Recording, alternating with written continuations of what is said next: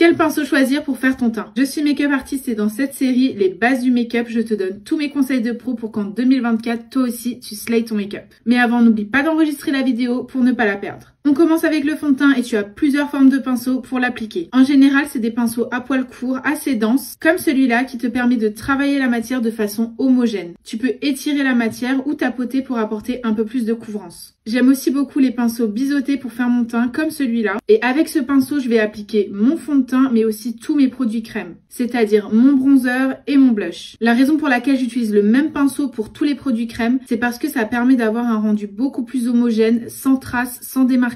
Toutes les couleurs et toutes les matières sont mélangées ensemble et le rendu est parfait. Pour l'anti-cerne, le mieux c'est de prendre un petit pinceau plat pour déposer la matière sur les zones et ensuite de travailler avec un pinceau un petit peu plus fluffy pour travailler et estomper la matière. Ensuite, on passe au pinceau poudre. Ce que j'aime faire, c'est prendre un petit pinceau en forme de feutre, assez fluffy. La forme du pinceau et sa petite taille va me permettre de déposer de la poudre sur des petites zones comme sous mes yeux, au niveau de mon front, sur le menton et au-dessus de la lèvre. Pour le bronzer, je prends le même type de pinceau, mais plus grand. Ça me permet d'appliquer ma poudre au niveau de mon front, sur ma pommette. Le fait que le pinceau soit fluffy, ça va me permettre d'avoir un rendu beaucoup plus aérien, beaucoup moins précis, pour ne pas faire de taches. Et pour appliquer mon blush, je garde le même pinceau. C'est le même principe que pour les produits crème. Ça va me permettre d'avoir un rendu homogène. La couleur du bronzer et la couleur du blush seront bien mélangées et ça ne fera pas de démarcation. Dernier conseil que je peux te donner, c'est de choisir des tailles de pinceaux qui sont adaptées à ton visage. C'est-à-dire que si tu as un petit visage, ne choisis pas un pinceau surdimensionné qui fait 3 fois la taille de ta pommette pour appliquer ton blush. N'hésite pas à me poser tes questions en commentaire et dis-moi si tu veux une partie 2 où je te parle des pinceaux pour les yeux.